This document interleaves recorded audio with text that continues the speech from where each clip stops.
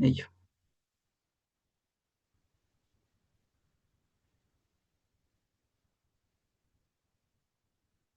Ok, bueno, entonces en este capítulo de biosíntesis de lípidos, pues vamos a ver varios aspectos de la biosíntesis. En realidad, en lo que elegí como portada nada más se muestra la comparación entre reacciones de la beta-oxidación y de la síntesis de ácidos grasos.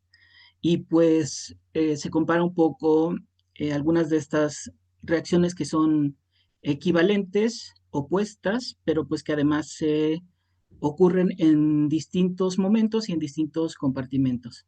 Pero realmente, pues la biosíntesis de lípidos es mucho más que simplemente la síntesis de ácidos grasos. Vamos a ir por partes. Espero que hoy veamos un poquito más de la mitad. Vamos a ver sí la parte de biosíntesis de ácidos grasos y también la parte de síntesis de triacilgliceroles. Y yo espero que terminemos luego la próxima clase con síntesis de fosfolípidos y algunos con la parte de esteroles también, que es la otra que nos faltaría. Entonces, para la primera parte de la que nos habla el libro, pues es de la síntesis de ácidos grasos y de icosanoides o eicosanoides, que pues básicamente serían los lípidos más sencillos, por así decirlos, porque pues simplemente estaríamos hablando de moléculas relativamente, Doctor, mm, si puede ponerlo como en diapositiva, es que, bueno, en pantalla completa, por favor. Es que como que solamente se ve si estuviera en PowerPoint. es que sí está en pantalla completa, pero Bueno, a mí me aparece así, no sé si a los demás también. Sí, a mí déjame le también. cambio. Sí, sí, parece, sí. Ok, no, sí estaba en pantalla completa, pero lo voy a cambiar. Más bien lo voy a volver a poner. Y también quiero que no esté constante la barra de presentador. Supongo que es este. A ver, me dicen si ahí la ven. Sí, ya. Ok, bueno. Entonces, pues los lípidos, entonces, van a ser requeridos para un montón de cosas en la célula. Por un lado, los necesitamos para almacenar energía a largo plazo, mucho más largo plazo de lo que usamos los carbohidratos. También los usamos para membranas plasmáticas, membranas de organelos celulares, para, en algunos casos, que sean cofactores de algunas enzimas. También los podemos usar para pigmentos y no nada más nosotros, muchos organismos vivos los usan como pigmentos, algunos de ellos incluso absorben luz.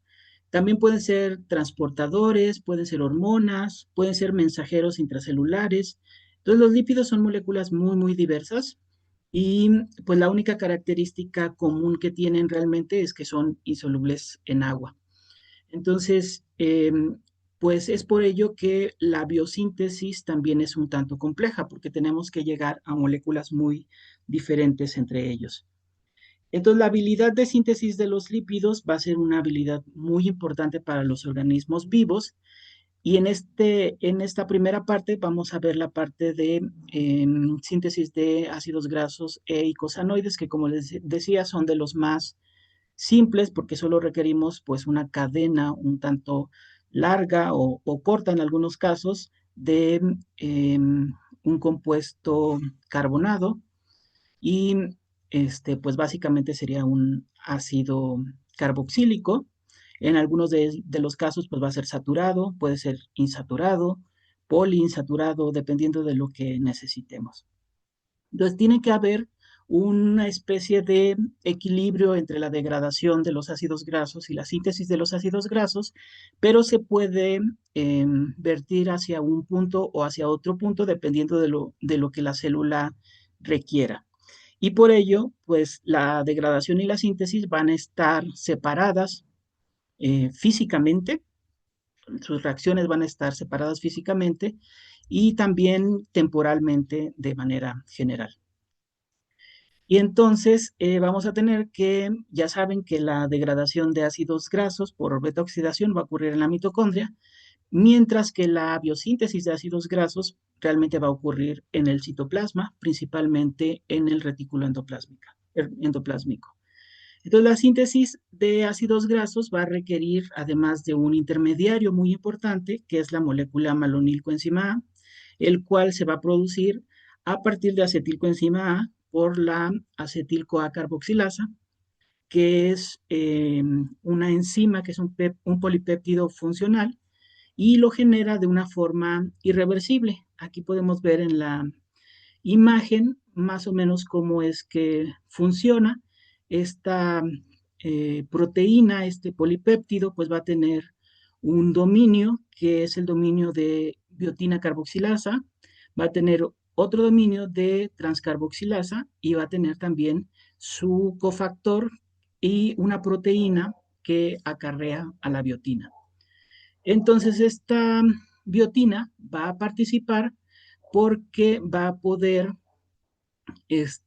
reaccionar con la molécula para ir agregando de dos carbonos en dos carbonos y además va a primero realizar una adición en la primera carboxilasa y luego la va a pasar a la otra enzima, a la transcarboxilasa, para pasar el, eh, el grupo eh, al acetilcoenzima A para poder generar la molécula de malonilcoenzima A que está acá en la derecha. Y pues básicamente se le estaría agregando un CO2, como quien dice, pero pues en forma de un carboxilo. Entonces, ese sería como que el paso inicial. Ahorita vamos a ir punto por punto, pero lo importante aquí es pues que se active la acetilcoenzima carboxilasa o la abreviaríamos como ACC para que podamos iniciar con la síntesis de ácidos grasos. Si no podemos generar malonilcoenzima A, pues difícilmente vamos a poder iniciar con la síntesis de ácidos grasos. Entonces, cada grupo malonilo y cada grupo acetilo o cualquier acilo que sea más grande se tienen que activar mediante enlaces tioéster que van a estar unidos a un complejo que va a ser un complejo multienzimático y que va a ser la sintasa de ácidos grasos o el complejo FAS, que aquí nos lo muestran como esta molécula en gris o este complejo en gris. Entonces, la síntesis de ácidos grasos ocurre cuando un grupo acilo activado, que si estamos pensando en el inicio de la síntesis, pues sería un grupo eh, acetilo. Entonces va a ocurrir cuando el primer grupo acetilo derivado de la acetilcoenzima A se condensa con dos carbonos provenientes de malonilcoenzima A. Y el producto inicial de esta condensación es un beta-cetoacilo que se transforma en un ácido graso saturado mediante tres reacciones consecutivas, que va a ser una reducción del grupo beta-ceto a un alcohol, una deshidratación eliminando agua y también una reducción del doble enlace para generar un ácido saturado. Entonces, estas tres reacciones, que son equivalentes a las de la beta oxidación, son las que se muestran aquí en la imagen.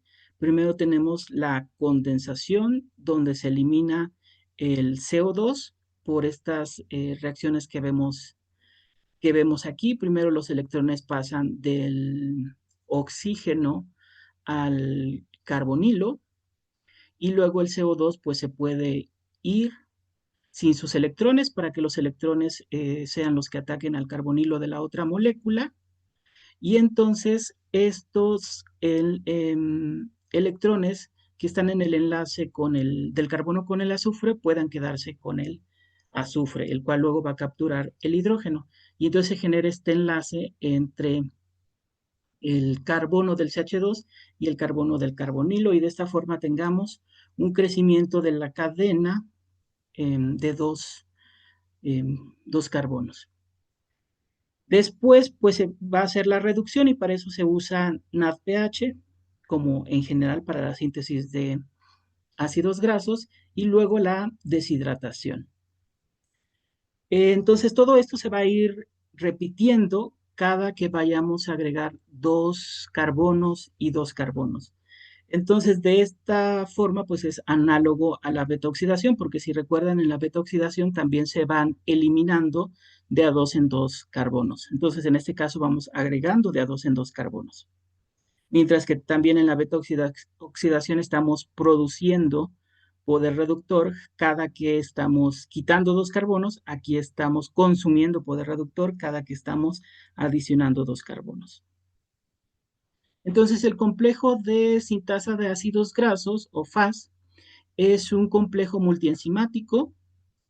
En células eucariotas, en prácticamente todos funciona de esta forma, y el grupo asilo va unido a la proteína ACP, que lo podemos ver aquí en esta imagen. Este es un modelo de la estructura del complejo multienzimático, y acá a la derecha podemos ver como una caricatura de cómo es que están construidos estos complejos multienzimáticos, y pues cómo se irían pasando a cada una de las enzimas, es pues básicamente el grupo que se va adicionando. Entonces, bueno, nos muestran tanto la de bacteria y plantas, la de levaduras y también las de vertebrados, que sería la que tenemos también los humanos. Y bueno, ¿qué significan todas estas enzimas? Es esto de acá. ACP es la proteína carreadora de grupo acilo. AT es la transacetilasa de acetilcoenzima ACP. KS es la sintetasa de beta-cetoacil ACP. MT es la transferasa de malonil-CoA ACP. KR es la reductasa de beta-cetoacil ACP. Y HD es la deshidratasa de beta-hidroxiacil ACP. Y R es la reductasa de enoil ACP. Entonces, todas estas pueden estar presentes. En este caso es en la de Escherichia coli. Y bueno, básicamente todos estos eventos van a ocurrir de manera cíclica, porque esas reacciones que mencionamos pues son simplemente para agregar un solo par de carbonos. Entonces, vamos a ir creciendo la cadena de carbonos para sintetizar un ácido graso. Entonces, esto pues es un ciclo que va a estar ocurriendo para esta síntesis de ácidos grasos. Vamos a ir generando de a dos en dos, pero pues básicamente es lo mismo. En este caso nos muestra, ya no se ve muy bien si le hago zoom, pero pues básicamente aquí tenemos ya el grupo creciente que es malonil-CoA, y se le va a agregar los dos carbonos del acetilcoenzima A, se va a eliminar el dióxido de carbono y se va a generar este, un grupo acilo de cuatro carbonos.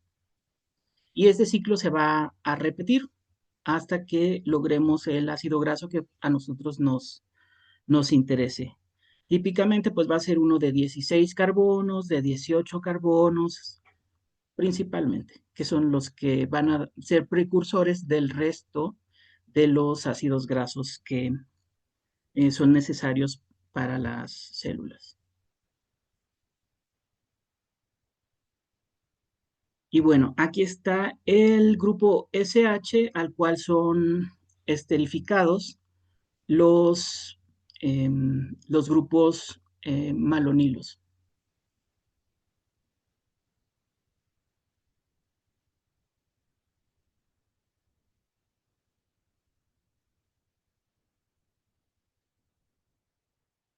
Entonces, por ejemplo, si nosotros queremos sintetizar palmitato, que es uno de los principales necesarios porque va a ser precursor para todos los demás, pues necesitamos primero partir de 7 moléculas de acetilcoenzima A, gastar 7 moléculas de dióxido de carbono y 7 ATPs para generar 7 grupos malonilcoenzima A y más el resto de productos, ¿no? Luego, a partir de esta, vamos a usar también una acetilcoenzima A más los 7 malonilcoenzima A, 14 NADPHs y 14 protones, que van a dar lugar a una molécula de palmitato, 7 dióxido de carbono, 8 coenzimas y 14 NADP más y agua. Esto, si lo sumamos para ver cuál es la reacción global, esto es, pues básicamente 8 moléculas de acetilcoenzima A más 7 ATPs más 14 NADPHs y 14 protones es lo que se necesita para sintetizar un palmitato, o sea, una molécula, un ácido graso de 16 carbonos. Y pues también se regeneran las 8 moléculas de coenzima A, los 7 ADPs y los 14 NADP+. Entonces estamos usando un montón de poder reductor y también algo de ATP, bastante ATP. Déjenme ver cómo quito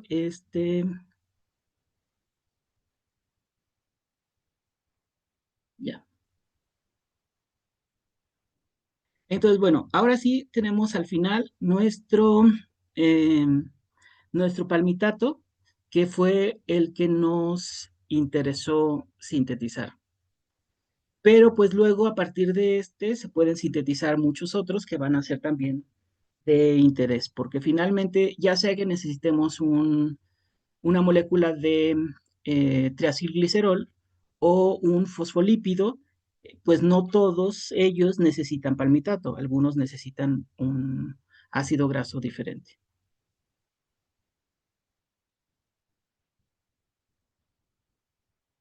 Entonces, básicamente todo esto va a ocurrir em, en la, mm, en la molécula FAS usando todos estos ciclos de reacciones que ya les había mencionado.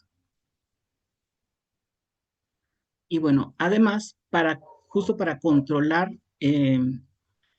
lo que está ocurriendo, para que no haya como un traslape entre la síntesis y la degradación, una de las cosas que ocurre, pues, es la separación física. Como les había dicho, por un lado tenemos que en las mitocondrias va a estar ocurriendo la, em, la oxidación de ácidos grasos, pero por otro lado, en el citosol va a estar ocurriendo la síntesis de ácidos grasos. Aquí no se muestra bien, pero tiene que estar ocurriendo en específico durante el retículo, más bien en el retículo endoplásmico, la síntesis de los ácidos grasos. Entonces, esto es como la separación física que ocurre y que es una de las cosas que favorece que pues no haya un traslape de dos actividades que son contrapuestas.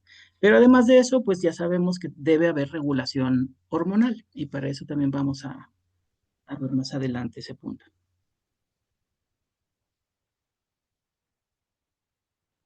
Y en las plantas, ese tema no lo vemos mucho, pero en las plantas también ocurre otra cosa y es que hay separación porque en las plantas va a ocurrir no en el citoplasma, sino va a ocurrir en el lumen de los cloroplastos. Y bueno, si comparamos las reacciones de degradación oxidativa, que es básicamente la beta oxidación, con la síntesis de ácidos grasos, pues podemos ver la equivalencia de las reacciones. Mientras que en la beta oxidación, una de las reacciones es una oxidación, sí es una oxidación, por eso es una deshidrogenación que usa FAD. En la otra tenemos la contrapuesta, que es una reducción y que va a usar, a generar NADPH. Y así tenemos no, sí, a usar NADPH. Entonces, pues básicamente es como para comparar nada más las reacciones y ver que sí, que son reacciones totalmente contrapuestas. En una es hidratación, en la otra es deshidratación, en una es oxidación y la otra es reducción, etcétera. Pero no es la misma enzima la que lleva a cabo las dos reacciones, son enzimas diferentes. Y bueno, pero ¿cómo hacemos eso? Si ya sabemos que van a estar físicamente separados y por lo tanto la acetilcoenzima A que va a estar llevando a cabo la síntesis de ácidos grasos, pues idealmente la generamos a partir también de nuestras moléculas energéticas, como de carbohidratos o de los mismos ácidos grasos que consumimos. Bueno, pues en la mitocondria, que es donde se generó acetilcoenzima A partir de ácidos grasos o también a partir de carbohidratos, pues ahí no se puede llevar a cabo la síntesis de ácidos grasos. Entonces, estos carbonos tienen que migrar al citoplasma y la forma en que esto ocurre es a través de generar citrato a través de la citrato sintasa y que haya un transportador de citrato y para eso tenemos todo este ciclo. Entonces, en la matriz mitocondrial está ocurriendo lo que en esta imagen se ve aquí a la izquierda. Entonces, aquí está la acetilcoenzima de la mitocondria. Va a reaccionar con el oxaloacetato de la mitocondria, con la catálisis de la citrato sintasa, se va a generar citrato y este va a ser transportado por el transportador de citrato a través de la membrana interna y luego a través de la membrana externa de la mitocondria hacia el citoplasma. Ya una vez en el citoplasma, el citrato puede, a través de la reacción de la citratoliasa con la coenzima A, puede regenerar oxaloacetato y pues también gastando coenzima A para que se regenere la acetilcoenzima A y se regenere el oxaloacetato. Luego, esta acetilcoenzima A ahora sí va a estar disponible para la síntesis de ácidos grasos que ocurre en el citoplasma. Mientras que el oxaloacetato pues va a estar disponible en el citoplasma para convertirse en malato por la malato deshidrogenasa y el malato va a tener dos fuentes, dos finales posibles. Uno es su translocación a partir del transportador malato alfa-cetoglutarato o también puede ser que se convierta en piruvato y que sea transportado a partir del transportador de piruvato. En cualquiera de los dos casos puede volver a regenerar el oxaloacetato en la matriz mitocondrial. Y pues en el citoplasma, pues ya tenemos la acetilcoenzima A que necesitamos. Entonces, supongamos que se está generando mucha acetilcoenzima A porque ingerimos muchos alimentos con grasa, con mucha grasa, con muchos triglicéridos o con muchos ácidos grasos y entonces nos estamos generando mucha acetilcoenzima A. Entonces, lo que va a pasar es que esa acetilcoenzima A en exceso la estemos trasladando al citoplasma a partir de estos procesos y en el citoplasma esté disponible para la síntesis de ácidos grasos. Entonces, para esto va a ser muy importante la acción de la enzima citrato liasa, que va después de que el citrato está ya en el citoplasma, es la que lo va a convertir en oxaloacetato.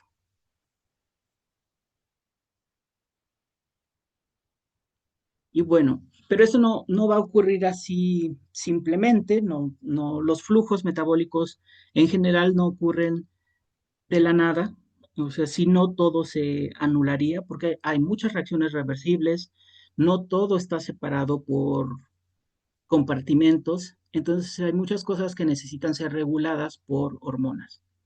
Entonces, la síntesis de ácidos grasos, pues está regulada también a través de hormonas y en este caso también a través de metabolitos.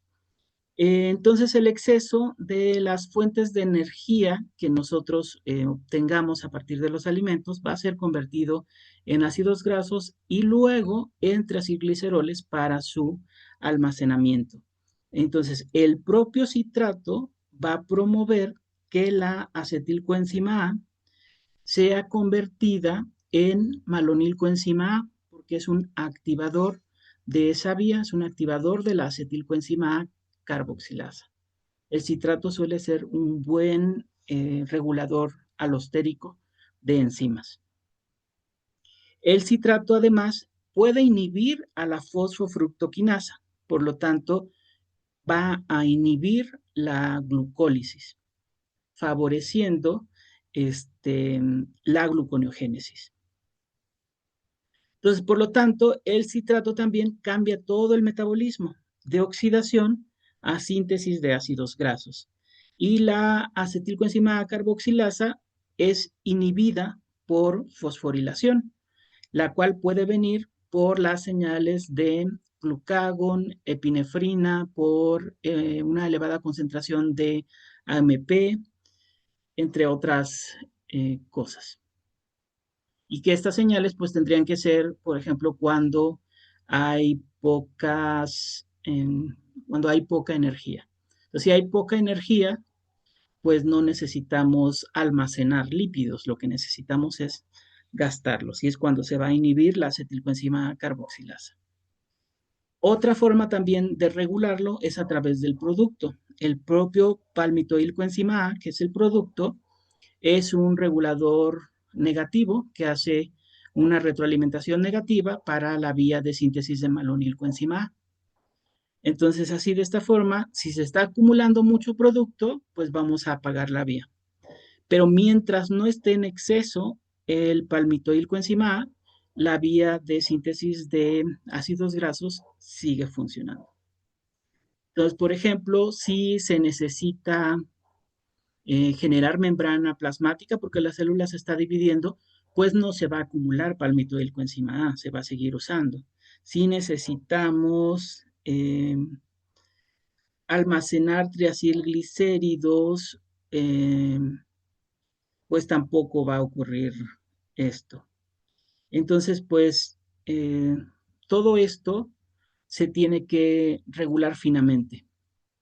Y recordemos pues que estas moléculas que regulan esta vía de biosíntesis al mismo tiempo están regulando también la beta oxidación y al mismo tiempo también están regulando las vías de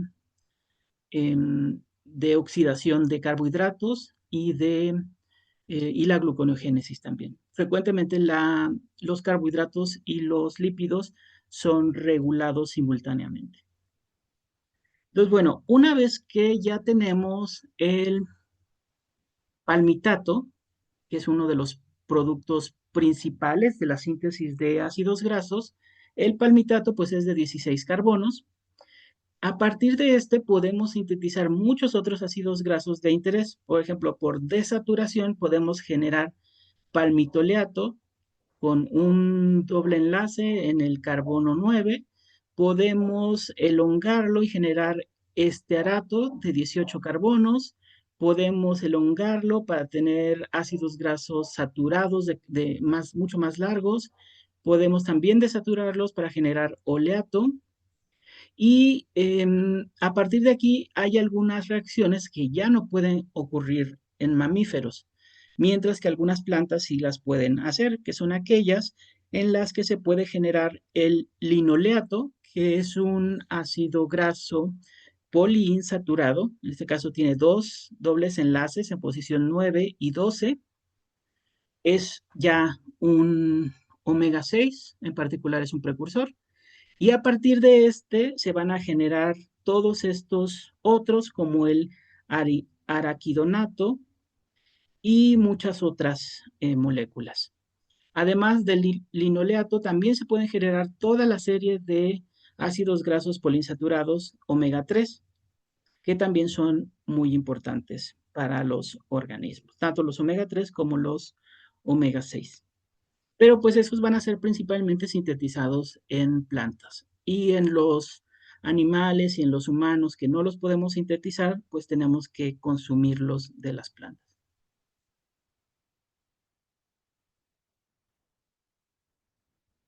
Y bueno, ¿cómo ocurre la desaturación de los ácidos grasos? Pues ocurre por una oxidasa de función mixta. Esta lo que hace es introducir dobles enlaces y lo hace em, en el lumen del retículo endoplásmico. Pues, por ejemplo, aquí tenemos nuestro acil-CoA saturado y este va a ser modificado por la desaturasa y este va a introducir el doble enlace gracias también a que entra el citocromo B5 usando como cofactor al fierro y a su vez también puede usar FADH2 y a NADPH. Es todo un conjunto de reacciones que son necesarias para que funcione la desaturasa. Entonces, bueno, necesitamos la introducción de esos dobles enlaces. En general, se pueden introducir los enlaces fácilmente, los dobles enlaces, hasta el carbono 9, pero del carbono 12 al 15 ya no los podemos nosotros introducir fácilmente y es por eso que necesitamos consumirlos en la dieta a partir de lo que hacen las plantas. Bueno, ¿cómo vamos hasta aquí? Bien, Vamos solo bien, vamos bien.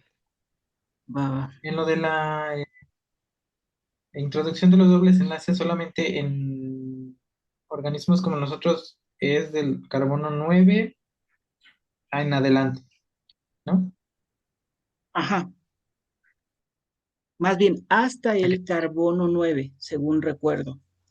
Y ya del 12 al 15 ya era mucho más difícil Ya, introducir un segundo doble enlace.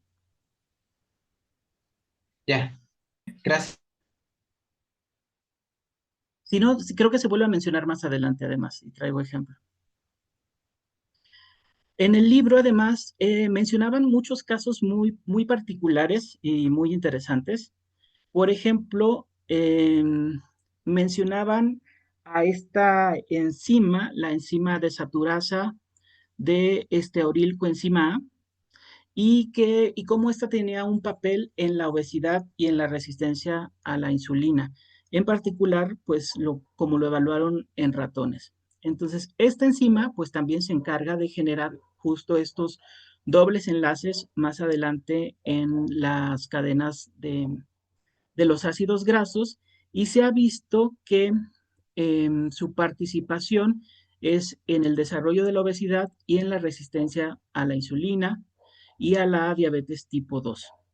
Y esto tiene que ver con que la expresión de SCD1 es inducida por ácidos grasos saturados eh, de la dieta y por los reguladores lipogénicos SRBP y LXR.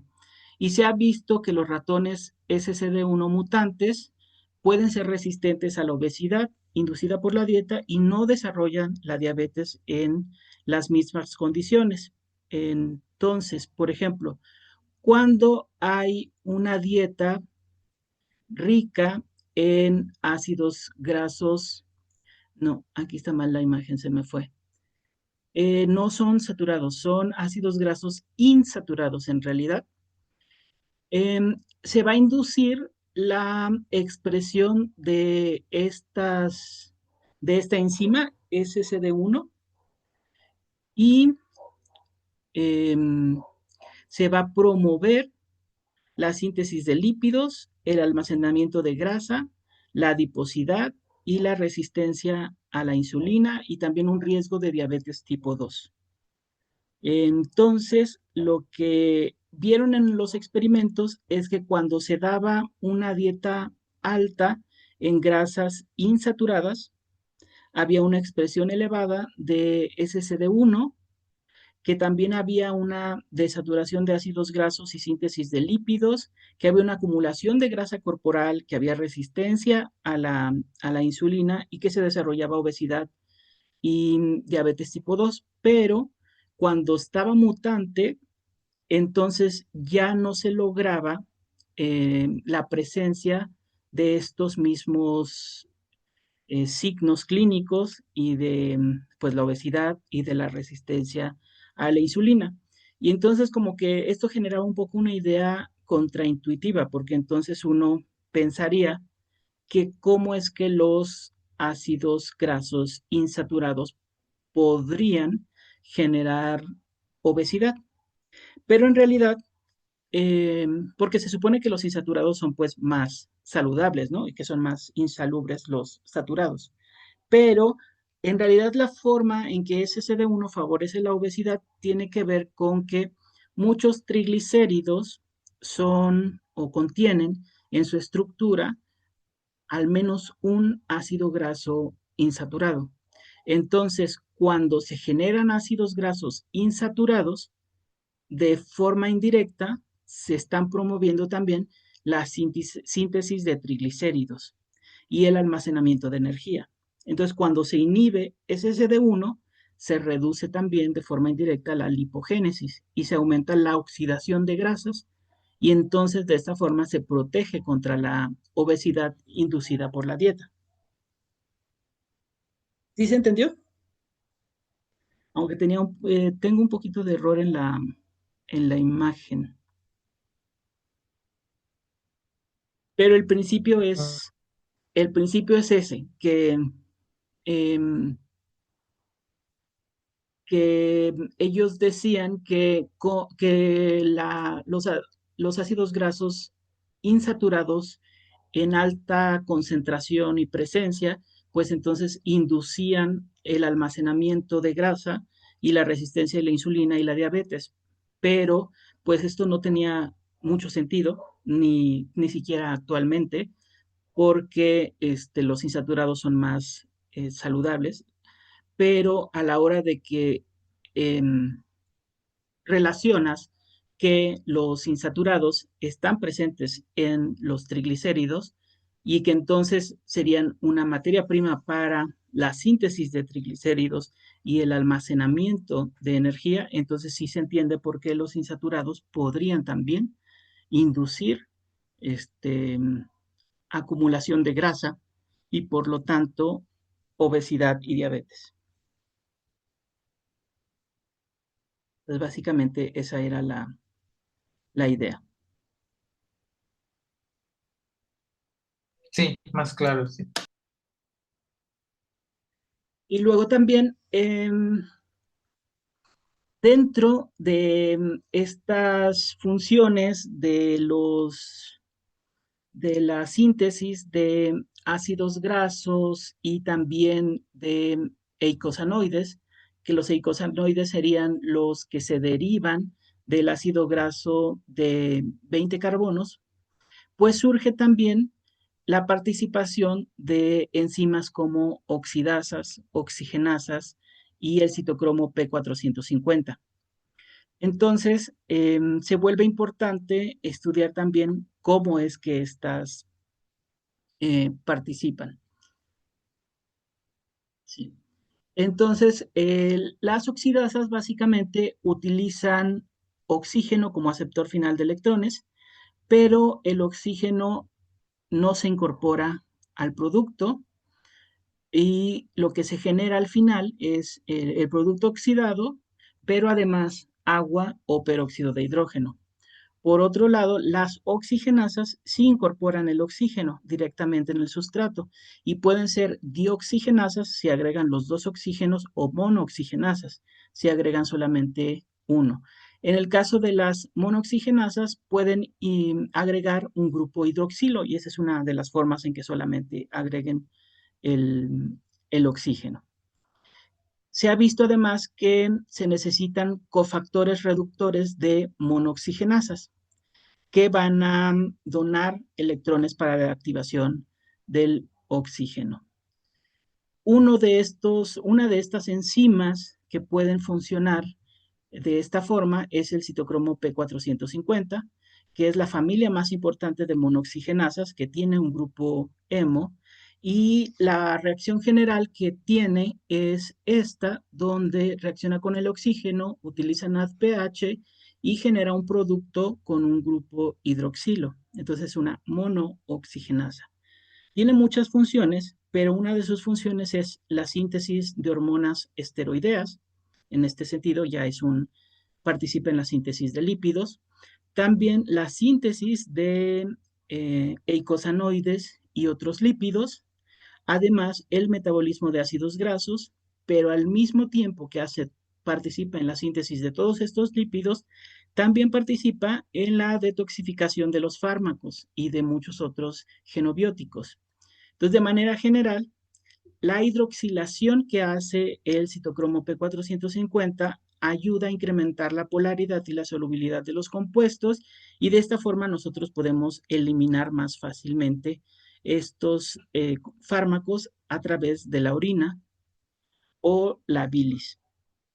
Sin embargo, se ha visto que por diferentes factores, tanto ambientales, pero también, por ejemplo, la genética, el consumo de alcohol, el consumo de tabaco, también si estamos consumiendo otros medicamentos y las distintas exposiciones ambientales a toxinas, contaminantes, todo esto modifica qué tanto se expresa y qué versión se expresa del citocromo P450. De manera que el metabolismo de ciertos fármacos puede ser mayor o puede ser menor al que se esperaría.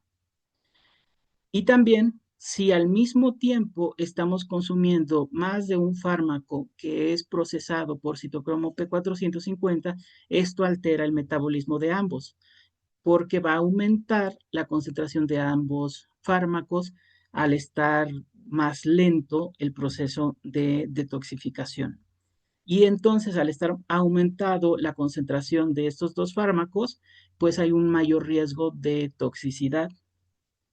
Entonces, por ejemplo, solamente como uno de los ejemplos, cuando uno consume alcohol con un fármaco barbitúrico que comparten al mismo citocromo P450, el metabolismo de ambos es más lento, se acumulan en el cerebro y entonces ocurre una depresión del sistema nervioso central por parte de ambos y existe riesgo de una toxicidad grave e incluso de la muerte.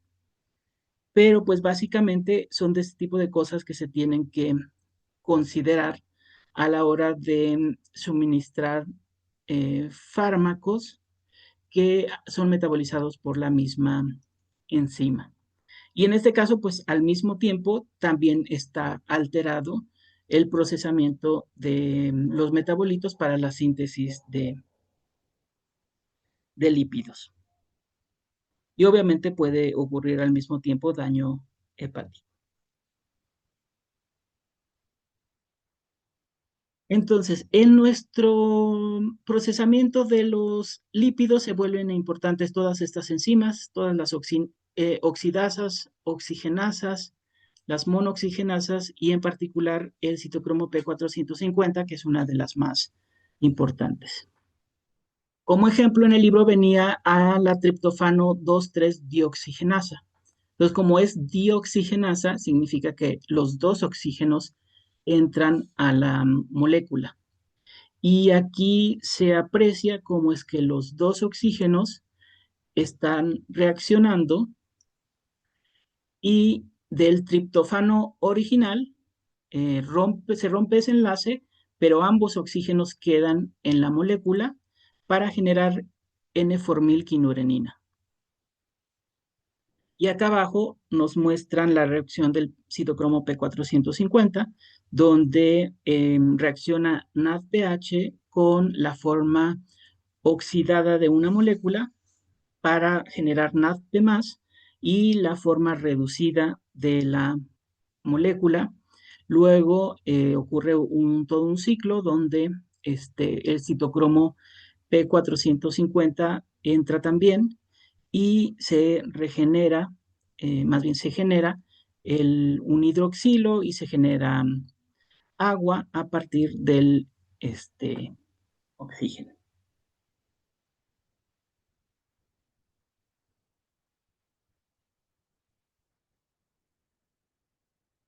Bueno, este tal vez no queda tanto aquí porque todavía no vamos a fondo a la parte de biosíntesis de esteroles, pero venía en esta sección en el libro porque estábamos hablando ya de citocromo P450. Entonces nos muestran cómo, o más bien dónde participa citocromo P450 en las reacciones para la generación de esteroles a partir de acetilcoenzima A.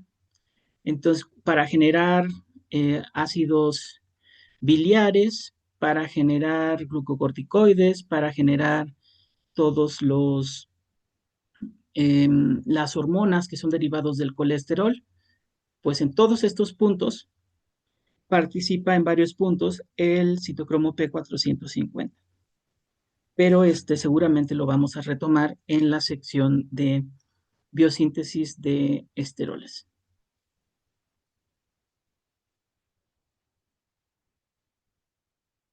Bueno, en los mamíferos, pues no podemos generar los ácidos grasos poliinsaturados, como les decía, a partir del carbono 9 hasta el metilo del final, como el linoleato, que es el ácido graso de 18 carbonos con dos insaturaciones, uno en el 9 y el otro en el 12, porque el 12 ya no lo podemos agregar.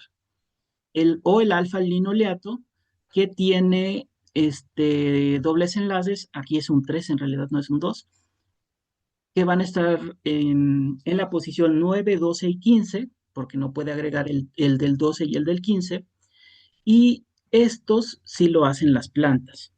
Entonces las plantas pues van a generar ácidos grasos omega 3 que pueden tener estos dobles enlaces, el carbono 12 y carbono 15, a partir de la fosfatidilcolina, que es un buen precursor para estos ácidos grasos y que pues es un fosfolípido que va a estar presente en membrana y que es un no monoinsaturado.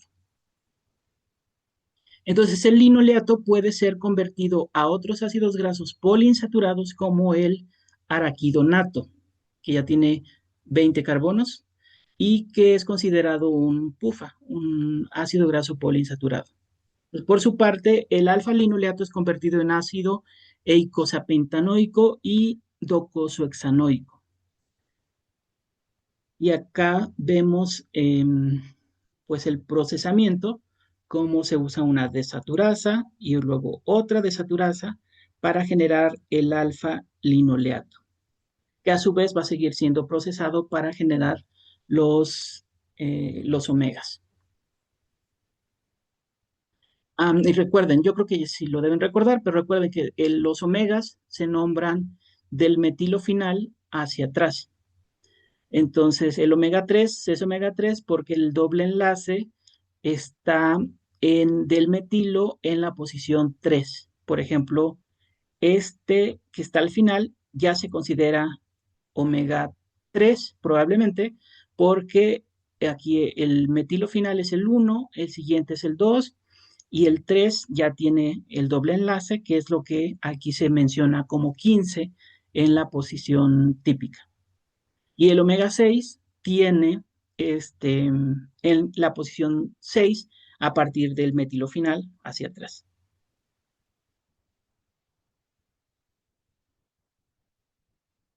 Bueno, entonces, ahora los eicosanoides se derivan del araquidonato y son considerados ácidos grasos poliinsaturados de 20 y 22 carbonos. Pero bueno, ¿hay alguna duda a partir de ahorita? Porque estos cambian un poquito a comparación con los que ya hemos mencionado hasta ahorita. No, todo bien. Muy bien, ¿de todo esto sí se acordaban bien?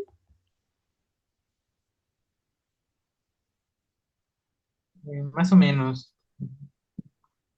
Sí, igual, más o menos. Más de la parte pues de los ácidos grasos poliinsaturados y todo eso, y cómo se procesan, eso sí. Ok. ¿Ya habían tenido la oportunidad de leer el capítulo o todavía no?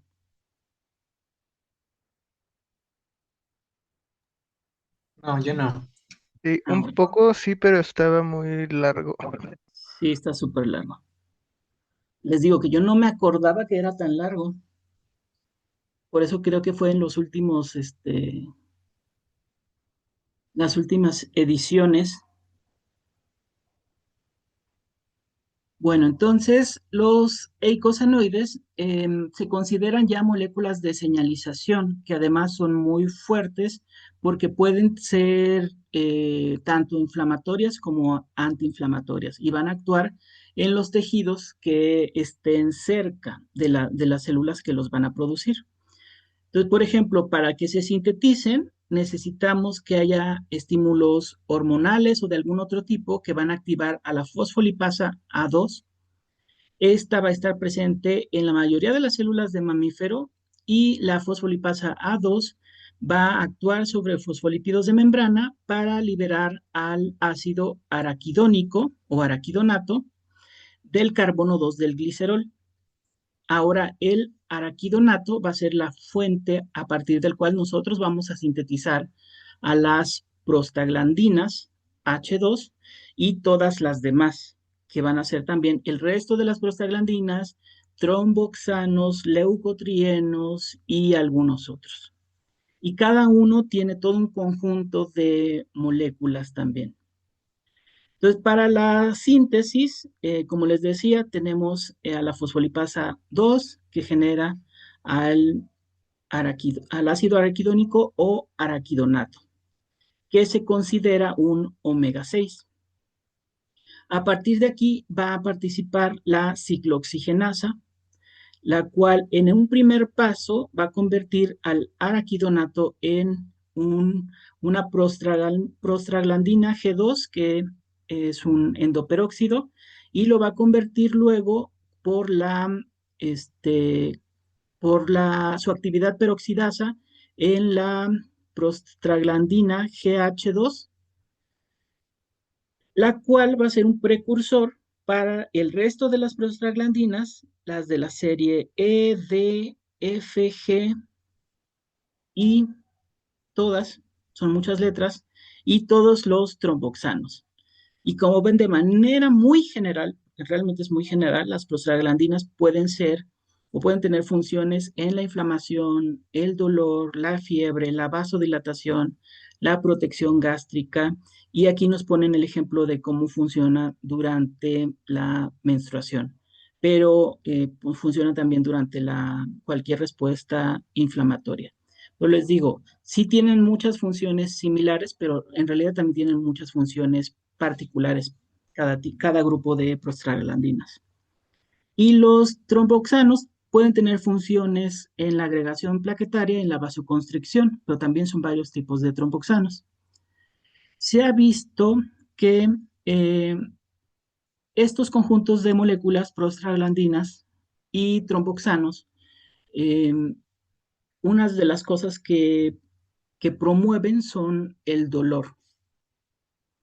Y como tal, a veces el dolor se vuelve, pues, molesto o innecesario.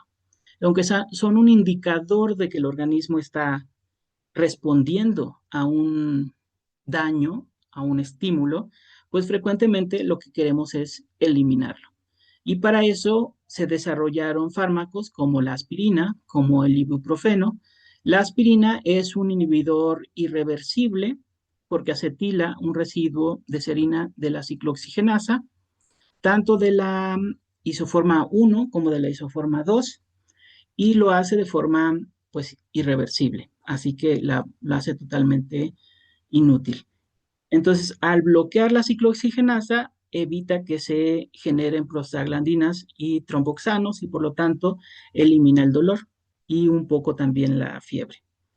El ibuprofeno y el naproxeno funcionan de manera similar, nada más que su inhibición no es irreversible, sino es reversible y es competitivo. Como hay muchas prostaglandinas, se les asignaron grupos, las cuales son A, B, C, D, E, F, G, H, R, dependiendo de su estructura. Y además tienen también con un número según los dobles enlaces que contengan. Entonces tenemos PGH2, PGG2, etcétera. Y las prostaglandinas con dos dobles enlaces, todas derivadas del ácido araquidónico, son la serie 2. Pero también tenemos por otro lado la serie 3, las cuales se derivan del ácido eicosapentanoico con tres dobles enlaces y estas se conocen bastante bien.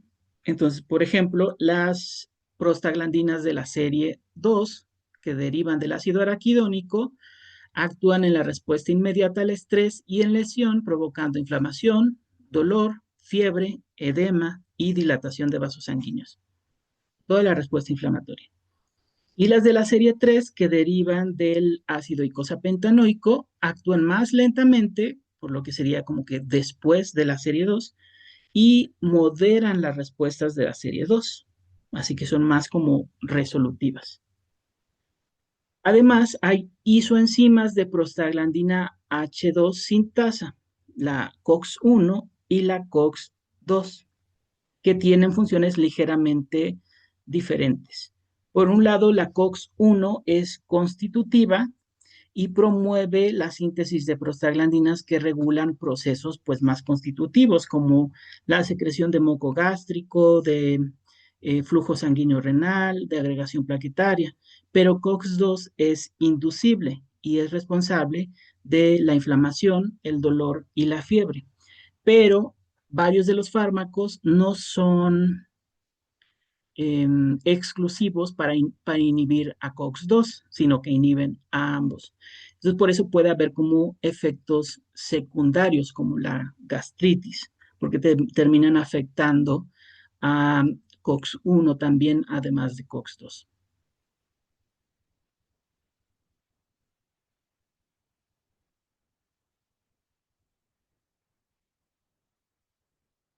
Bueno, en la síntesis de prostaglandinas y cómo actúan los antiinflamatorios no esteroideos, ya habíamos comentado que se activa la fosfolipasa A2 para liberar el ácido araquidónico de los fosfolípidos, que luego la ciclooxigenasa, ya sea la isoforma 1 o la 2, convierten el ácido araquidónico en las prostaglandinas H2 y que este es precursor para las otras prostaglandinas y para los tromboxanos principalmente.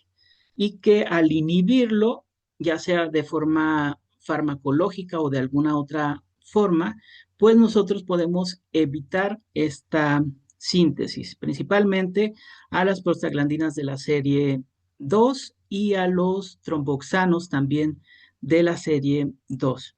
Podemos ver aquí en esta imagen en qué punto es donde entra la inhibición de la causada por la aspirina, el ibuprofeno, que es en el punto donde entra la ciclooxigenasa, que es donde se agregan estos oxígenos. Y bueno, si recuerdan, habíamos dicho que los oxígenos entran por varias razones. Una de las formas, una de las opciones es hacerlos más polares, y en este caso, pues va a dar lugar eh, a moléculas que son derivadas de sigue siendo un precursor todavía. Y acá a la derecha se ven los inhibidores, igual la aspirina y el ácido salicílico. También el ibuprofeno y el naproxeno.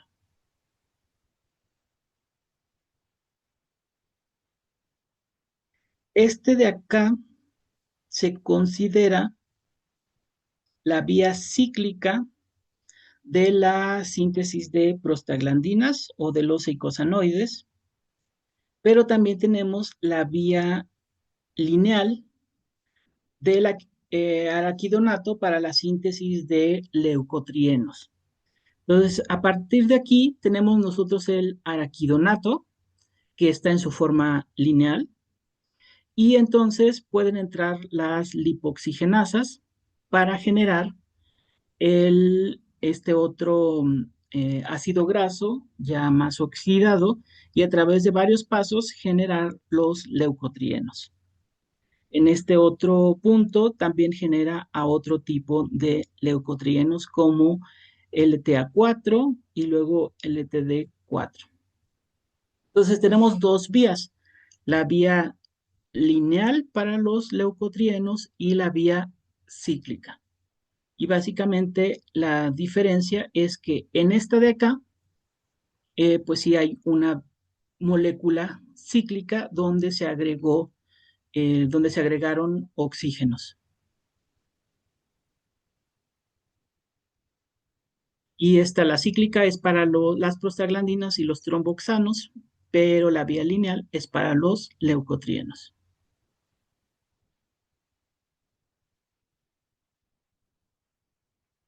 Ahora, en general, habíamos dicho que los de la serie 3 de, de las prostaglandinas eran un poco resolutivas de la inflamación, pero también hay otras moléculas que pueden ser resolutivas de inflamación y de manera ya más específica se puede encontrar que cada prostaglandina, cada leucotrieno y cada tromboxano puede tener su función particular. Entonces esto se puede poner más loco, más complejo realmente. Entonces, bueno, un poco más sobre la ciclooxigenasa 2 en particular, que es, recuerden, es la ciclooxigenasa inducible y es la que promueve sobre todo el dolor y la inflamación. Entonces, por lo tanto, también es la que queremos suprimir a la hora de que queremos eliminar el dolor. Pero los antiinflamatorios típicos, pues no son tan específicos. Al menos la aspirina y todos esos no son para nada específicos. Entonces, la forma en que se inhibe la ciclooxigenasa, habíamos dicho, es a través de, ya sea por la aspirina, por una modificación irreversible en su serina, pero también puede ser de manera reversible por el ibuprofeno. De cualquier forma, pues se inhibe la síntesis de prostaglandinas y tromboxanos. Sin embargo, pues hay veces que va a haber eh, moléculas que van a ser más específicas para ciclooxigenasa 2 que para ciclooxigenasa 1, que son los inhibidores selectivos de COX-2, como el celecoxib, el valdecoxib y el rofecoxib. El celecoxib seguramente lo han visto en venta, los otros yo jamás los he visto, pero el tercero sí. Este, ah, sí, incluso ya nos menciona que fueron retirados varios del mercado por efectos indeseables. Entonces, de manera eh, como por la experiencia, se empezó a encontrar que los tromboxanos que están presentes en las plaquetas, pues inducen también la agregación, más bien tienen un papel antiagregante en las plaquetas. Y de esta forma se encontró que al agregar estos, más bien, los antiinflamatorios tienen un papel antiagregante en las plaquetas al inhibir el papel de los tromboxanos. Entonces, de esta manera, como por efecto relativamente secundario, se encontró que podía usarse al menos la aspirina como una forma de inhibir la producción del tromboxano y por lo tanto de reducir el riesgo de infartos y de accidentes cerebrovasculares. Y entonces ya ahora, de manera un poco de eso que le llaman off-label, que es como por la experiencia del médico, muchas veces a las personas que han tenido ya un infarto, les recomiendan estar tomando aspirina para evitar que vuelva a tener un infarto. Pero esto es, a veces la gente lo quiere hacer como de manera independiente y piensa que aunque nunca te haya dado un infarto, con tomar aspirina ya vas a tener protección contra infartos. Pero aparentemente tiene sus puntos particulares y solamente ha habido algunos estudios donde se ha demostrado que solamente en ciertos casos es que funciona, pero la evidencia sí apunta a una función protectora de los AINES, en particular de la aspirina, su función protectora contra los infartos, pero sobre todo en sujetos que ya tuvieron un infarto previo. Entonces, bueno, se pueden usar de esa forma. Y estos otros antiinflamatorios mucho más selectivos para COX-2 tienen un efecto también muy fuerte porque terminan siendo, em, o sea, terminan siendo otras contraindicaciones a pesar de que solamente interaccionan con COX-2.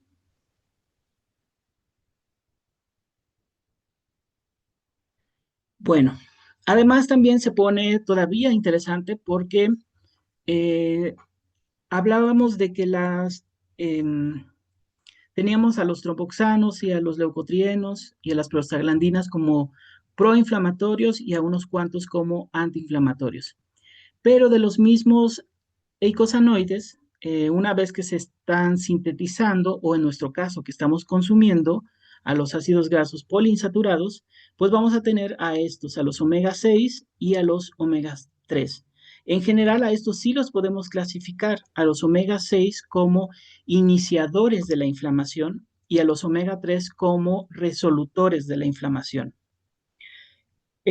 Se ha visto que los ácidos grasos omega 6 son principalmente de la serie 2 y son esenciales para iniciar la inflamación. Se ha visto que promueven varios procesos como la regulación, como el reclutamiento de los leucocitos, como la permeabilidad vascular, la quimiotaxis y la migración de células inmunes al sitio de infección. Y pues su función principal es el dolor, el enrojecimiento y la hinchazón. Por otro lado, la función de los omega 3 es más bien la catabasis, que es la eliminación de la inflamación.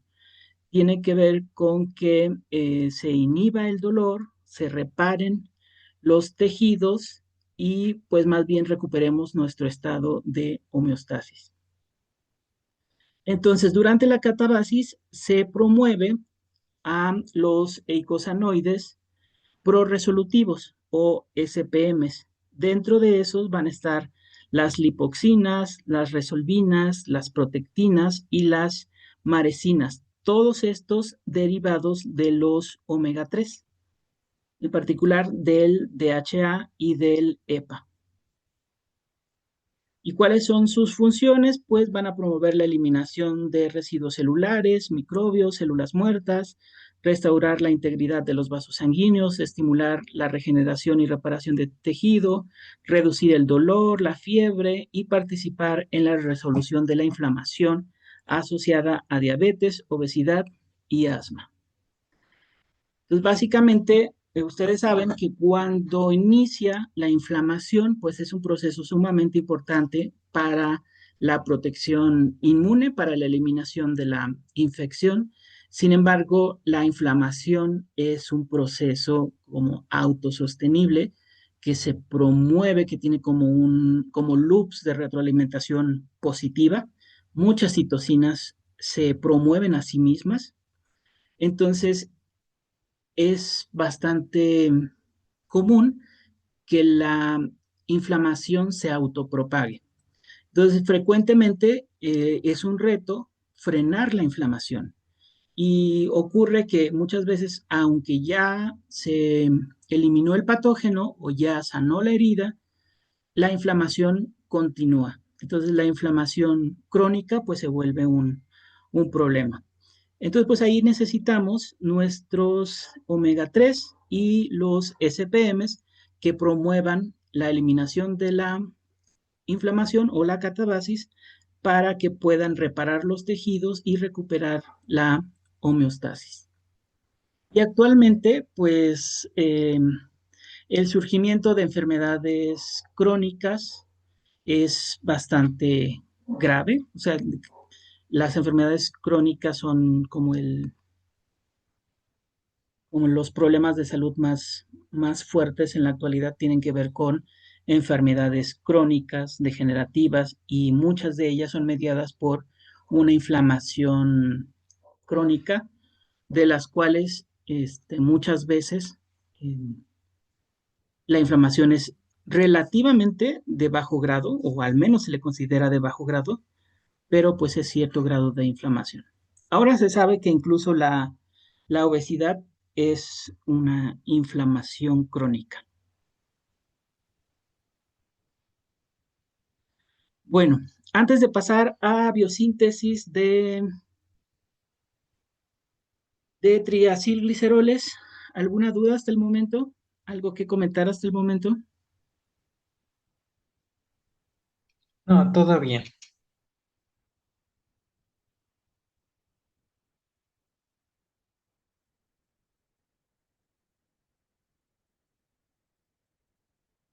Muy bien.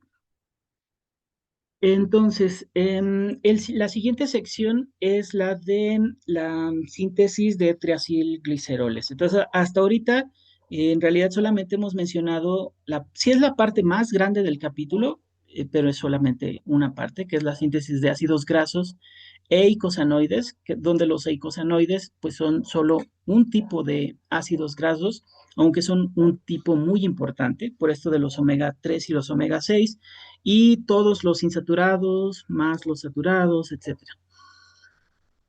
Bueno, nada más para concluir, tal vez aquí me faltó mencionar que actualmente lo que se considera como más óptimo para favorecer una respuesta o para mantener la inflamación a raya es una dosis de omega 6 y omega 3 apropiada, donde se favorezca que omega 3, la tasa de omega 3 sobre omega 6 sea más favorable y se mantenga.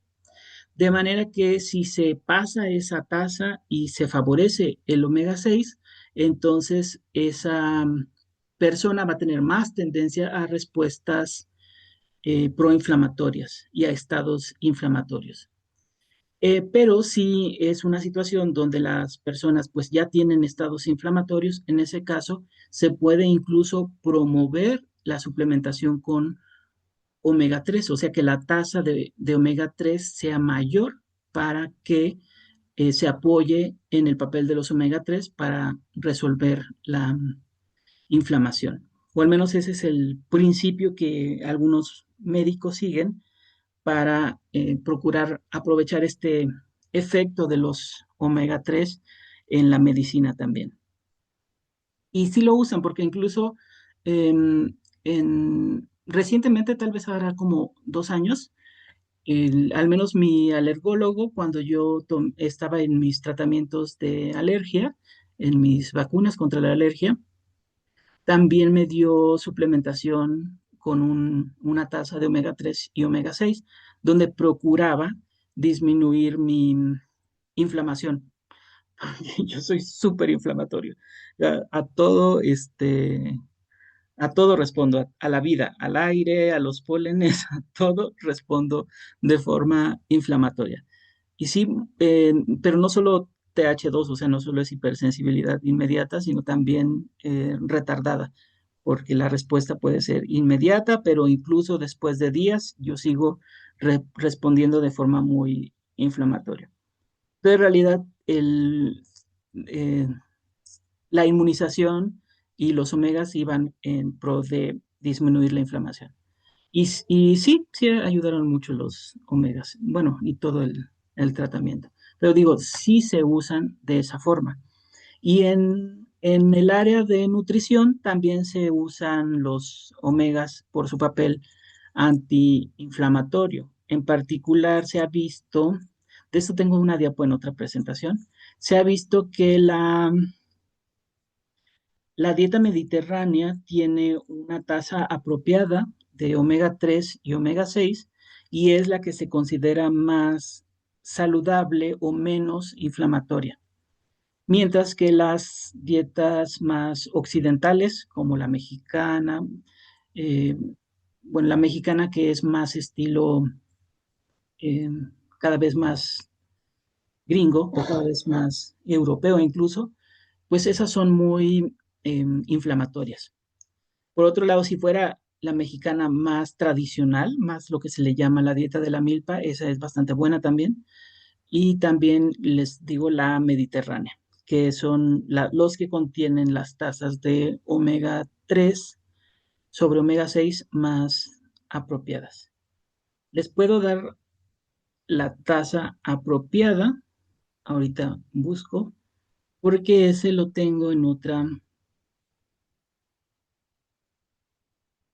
otra presentación, me acabo de acordar, porque di lípidos, pero di lípidos para la otra bioquímica.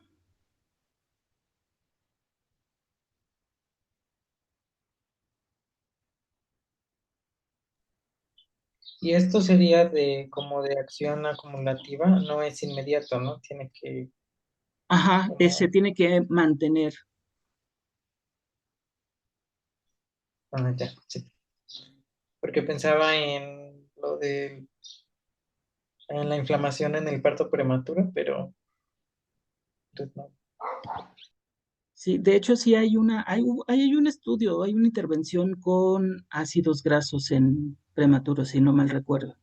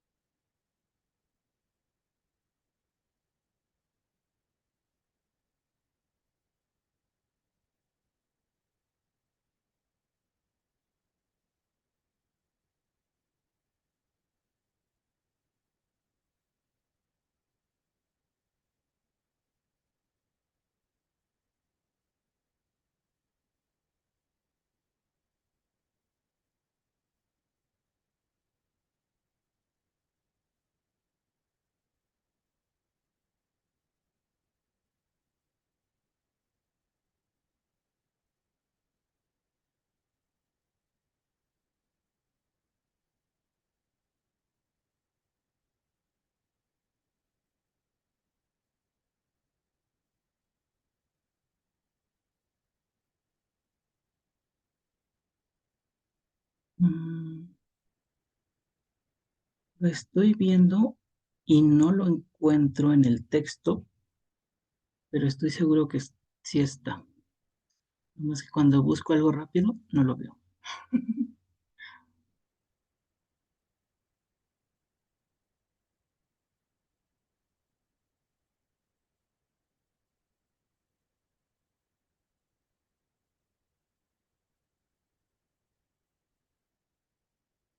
Pero bueno, quería darles el dato correcto, pero me acordaba que era de 1 a 1 a 4 a 1.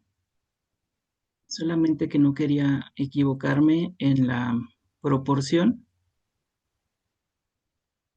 pero de momento no lo encuentro. Pero igual lo verifico después,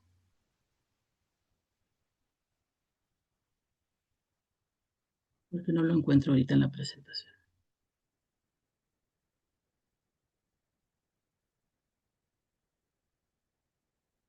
Bueno, entonces después les digo el dato exacto. Ok, entonces tenemos que pasar al siguiente subtema de biosíntesis de triacilgliceroles. Entonces, para este punto, ya saben que bueno, seguramente recuerdan que los triacilgliceroles básicamente es una molécula donde tenemos al glicerol, que es un compuesto de 3 carbonos, que va a tener hidroxilos y que estos hidroxilos puede usarlos para esterificarse con ácidos grasos. Entonces, en los triacilgliceroles, estos hidroxilos van a ser sustituidos por ácidos grasos o en el caso de los fosfolípidos, uno de esos va a tener un grupo fosfato. Entonces, para hablar de triacilgliceroles, hay que hablar también de almacenamiento de energía, porque los triacilgliceroles son probablemente la principal forma en que los organismos almacenamos la energía que tenemos en exceso. De hecho, la mayoría de los ácidos grasos que nosotros ingerimos en la dieta o que los sintetizamos son usados en realidad para síntesis de membrana por un lado, o sea, para sintetizar fosfolípidos, o como almacenamiento en forma de triacilgliceroles, para que sea nuestra fuente de energía futura. Entonces, realmente no es que usemos esos ácidos grasos que estamos generando para obtener energía, y pues esto tiene sentido. Si los estamos generando es ya sea para la división celular y la síntesis de membrana, o para generar organelos celulares, o para almacenar energía en el caso de organismos multicelulares donde podemos almacenarlos en los adipocitos. Y esto, pues lo hacemos a través de la esterificación de los ácidos grasos con el glicerol, a través del proceso conocido como gliceroneogénesis. Entonces, tenemos 2 formas principales de almacenar energía. La primera es como glucógeno en el hígado y en los músculos, pero realmente es muy poca la energía que podemos almacenar de esta forma, en el rango de unos cuantos gramos, y solamente nos va a dar energía máximo por unas 12 horas, es decir, ni siquiera nos aguanta todo un día. Mientras que para los lípidos, si los almacenamos como lípidos, podemos almacenar energía hasta por 12 semanas. Entonces, por ejemplo, un humano de aproximadamente 70 kilogramos en promedio puede almacenar unos 15 kilogramos de triacilglicéridos o triglicéridos. Entonces, los triacilglicéridos son la principal reserva energética del organismo, ya que proporciona aproximadamente 38 kilojoules por gramo, o sea, 9 kilocalorías, y más del doble que los carbohidratos, por ahí de 17 kilojoules por gramo. Además, pueden almacenarse sin agua asociada, y esto a largo plazo, a diferencia del glucógeno que tiende a hidratarse muchísimo y por lo tanto ocupa espacio. En el caso de los triglicéridos, pues no, porque además por sus propiedades físicas más bien em, se separa del agua. Entonces necesitamos a los precursores de triglicéridos y glicerofosfolípidos, que serían los acilcoenzima A, es decir, el ácido graso activado por la coenzima A, y el glicerol 3-fosfato. El glicerol 3-fosfato lo vamos a obtener de la dihidroxiacetona fosfato por la glicerol 3-fosfato deshidrogenasa, esta enzima de la glucólisis, que va a estar en el hígado y el riñón, y también a partir del glicerol por la glicerol-sinasa. Los acilcoenzima A sintetizados van a ser por la acilcoenzima A sintetasas, y primero pues se sintetiza el ácido fosfatídico o el diacilglicerol, y a partir de aquí se pueden formar los triglicéridos o los glicerofosfolípidos. Entonces, en la primera parte realmente es común para los triacilgliceroles y los fosfolípidos, porque vamos a partir o vamos a llegar al ácido fosfatídico y ya de ahí vamos a ir a distintos fines. En la síntesis de triacilgliceroles y fosfolípidos, pues iniciamos en estas 2 partes. Entonces, en esta imagen que está al centro, partimos de Bueno, se ejemplifica que si venimos de la glucosa, por glucólisis podemos llegar a la dihidroxiacetona fosfato o al glicerol 3-fosfato que se va a interconvertir hacia dihidroxiacetona fosfato. De esta, pues llegamos a glicerol 3-fosfato y este lo podemos emplear. Luego también podemos simplemente tomar glicerol y por la glicerol sinasa generar glicerol 3-fosfato. Luego vamos a usar a una transferasa de acilo para transferir dos grupos acilo y de esta forma generar nuestro ácido fosfatídico, que como ven tiene a los 3 carbonos del glicerol, al fosfato en un extremo y en el carbono del medio y en el del otro extremo tenemos a los dos grupos acilo de los dos ácidos grasos que añadimos por la transferasa de acilos. Y estos pues fueron generados por la acilcoenzima A sintetasa. Ya que tenemos el ácido fosfatídico, como está aquí a la derecha, podemos, por un lado, agregar un grupo polar a la cabeza, o sea, el fosfato, y entonces generar un glicerofosfolípido que nos va a servir para la membrana celular. O podemos al ácido fosfatídico, podemos transferirle otro grupo acilo, eliminando el fosfato y de esta forma quedarnos con el triacilglicerol.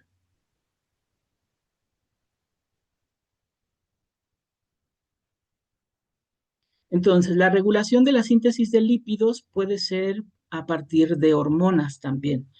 La cantidad de grasa corporal va a ser relativamente estable por largos periodos de tiempo en los seres humanos. Ustedes se pueden imaginar que, o sea, no basta con un par de días o o unas horas por ejemplo, consumir muchísimos lípidos o muchísima energía para que esto se transforme en un almacenamiento importante de triglicéridos. Realmente esto tiene que ocurrir eh, de forma constante por mucho tiempo o tener un desequilibrio hormonal importante. Entonces, la insulina, entre otras, va a promover la síntesis de triglicéridos a partir de carbohidratos en exceso y algunas de las enzimas que van a ser blanco de la insulina son la acetilcoenzima carboxilasa, la ATP citratoliasa y la piruvato deshidrogenasa. Entonces la insulina va a actuar río arriba de la acetilcoenzima A para promover la generación de acetilcoenzima A. Luego también va a participar en río abajo de acetilcoenzima A para promover la generación de citrato y entonces se promueva la síntesis de ácidos grasos. Entonces, en estos dos puntos va a promover que nosotros tengamos más ácidos grasos que estén disponibles para la síntesis de triacilgliceroles. Se ha visto que en sujetos que tienen diabetes mellitus, la glucosa pues no se puede aprovechar, como ustedes ya saben, no se puede aprovechar como fuente de energía y por lo tanto pues no se pueden sintetizar los lípidos a partir de los carbohidratos ni de los aminoácidos. Entonces se va a usar a los lípidos almacenados para obtener energía y esto va a provocar la formación de cuerpos cetónicos y la pérdida de peso y es por este punto. La acetilcoenzima A va a promover la generación de cuerpos cetónicos y además también por otras vías donde están los aminoácidos que no son glucogénicos, sino los que son cetogénicos que van a entrar a este punto. Y vamos a terminar con cuerpos cetónicos. Y también otros puntos desregulados por este metabolismo, como una acidosis, entre otras cosas. Entonces, esto nos lleva al ciclo de los triacilgliceroles.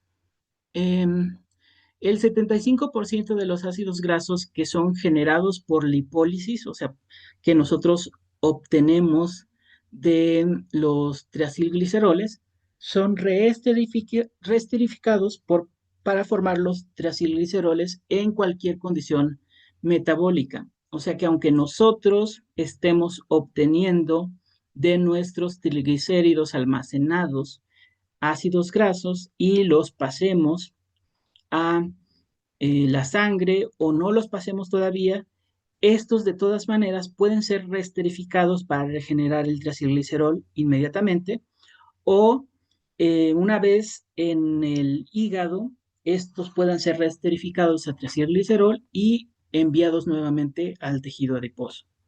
Entonces, este ciclo de triacilglicéridos hace como que parecer un tanto inútil el proceso de que nosotros estemos rompiendo los triacilglicéridos para generar ácidos grasos. Pero pues nos hace preguntarnos entonces para qué lo queremos.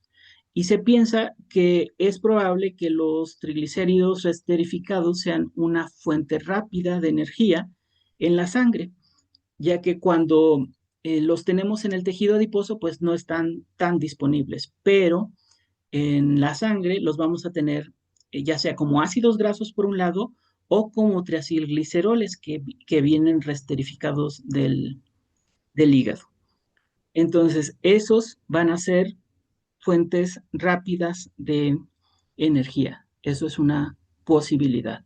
Lo otro también es que es una forma de mantener eh, el equilibrio entre la síntesis y la degradación de los triglicéridos y que finalmente pues se está eligiendo o se eligió evolutivamente a los triacilglicéridos como la forma de almacenar energía a largo plazo.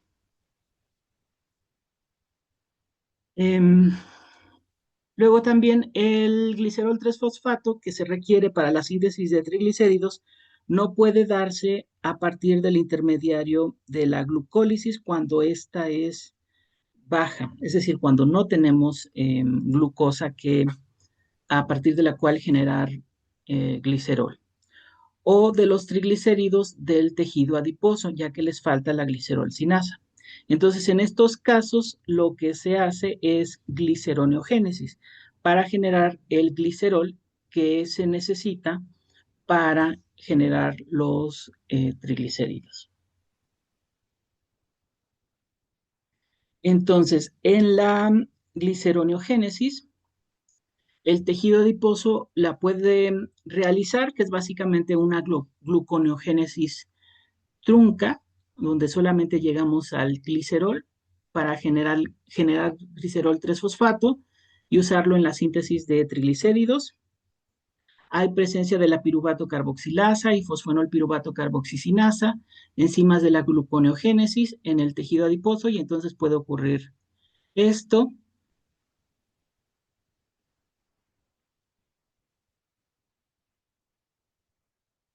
Entonces, en los humanos, en ayuno, la gliceroneogénesis en el hígado va a soportar hasta el 65% del glicerol 3-fosfato usado para la reesterificación y la actividad de la fosfonol piruvato carboxicinasa va a regular la tasa de la gluconeogénesis y la gliceroneogénesis. Entonces aquí tenemos como del piruvato vamos a generar nuestro oxaloacetato, la fosfonolpiruvato, dihidroxiacetona fosfato, glicerol 3-fosfato y a usarlo para la síntesis de triacilgliceroles. Por otro lado, el cortisol y la dexametasona van a regular los niveles de la fosfenolpiruvato carboxicinasa en hígado y en tejido adiposo de manera recíproca, por lo que inducen la expresión de PEP carboxicinasa en hígado, aumentando la gluconeogénesis y la gliceroneogénesis y disminuyen la gliceroneogénesis en el tejido adiposo. Entonces aquí tenemos las formas en que estas vías van a estar funcionando, por un lado en el tejido adiposo y por otro en el hígado. Básicamente es nuestro ciclo de los triacilgliceroles, pero además cómo están siendo regulados por los glucocorticoides que mencionamos. Entonces van a estar promoviendo la fosforilpiruvato carboxicinasa en el hígado, que va a promover que del piruvato se genere el glicerol, el glicerol 3-fosfato, se regeneren los triglicéridos y se favorezca que se vuelva a generar los ácidos grasos en el tejido adiposo, mientras que inhibe a la fosfonolpiruvato carboxicinasa en el tejido adiposo y por lo tanto la generación de glicerol 3-fosfato.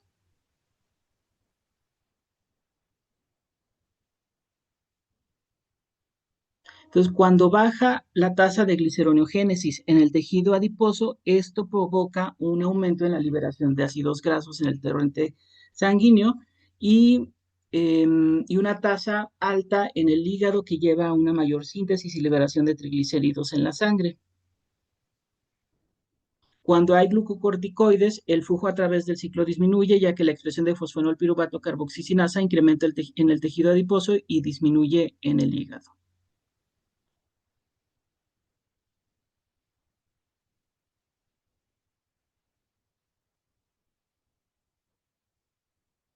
Y bueno,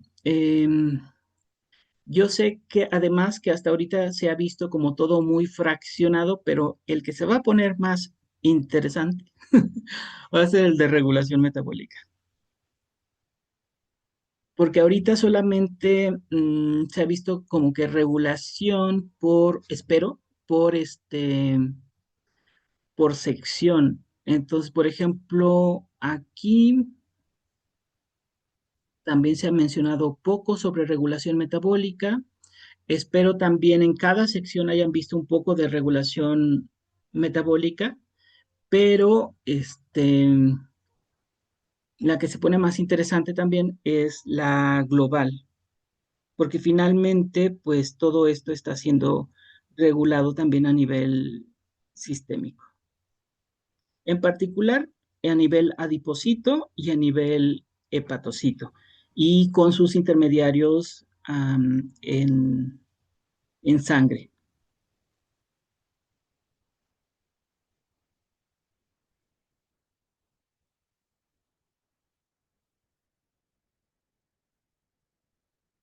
Bueno, chicos, ¿cómo van?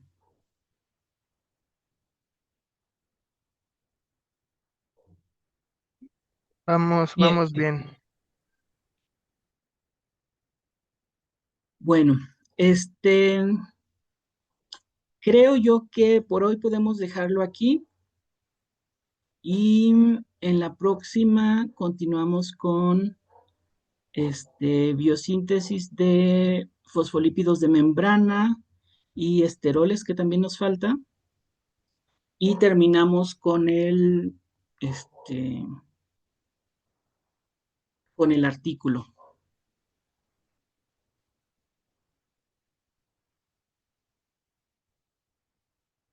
porque ok, sí, sería el artículo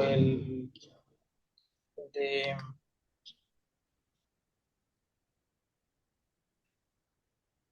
el del metabolismo postprandial, ¿no? sí, creo que sería ese mejor. No vamos a incluir otro porque siento que sería mucho. ¿Qué te parece si lo discutimos, o más bien, lo van a presentar entre los dos, entre ustedes dos, entre Francisco y tú, y o sea, ustedes lo presentan, lo discutimos entre los tres, entre los cuatro si Carlos se anima. Sí, está bien. Sí, doctor. Va, Sí, está bien. va, entonces ustedes dos preparan esa presentación, la del artículo, la de el postprandial, pero antes del artículo terminamos de ver la presentación de biosíntesis de lípidos. Sí, Sale pues. Aunque tal vez tengamos que cambiar de hora porque si no me equivoco tengo otra cosa. Déjenme checo y les aviso. Este viernes es mi tutoral. Ah, sí. Y justo Va. queda a las 3. Ok, entonces va a ser después del tutorial de Carlos. Ok. O antes, no sé. Ustedes me dicen, chicos.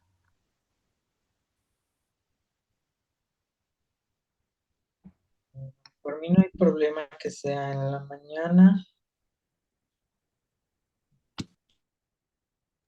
No, creo que por mí tampoco, pero no sé si como Carlos ande. Pues si no, pues sí, en la mañana. Y ya, si puede entrar, pues bien. Va, si no, después. Sí, también. No, Va, ustedes lo hablan y me dicen qué prefieren. Yo, como ustedes me digan. Sí, doctor. Sale, vale. Cuídense. Gracias, igualmente. Bye. Hasta luego, gracias.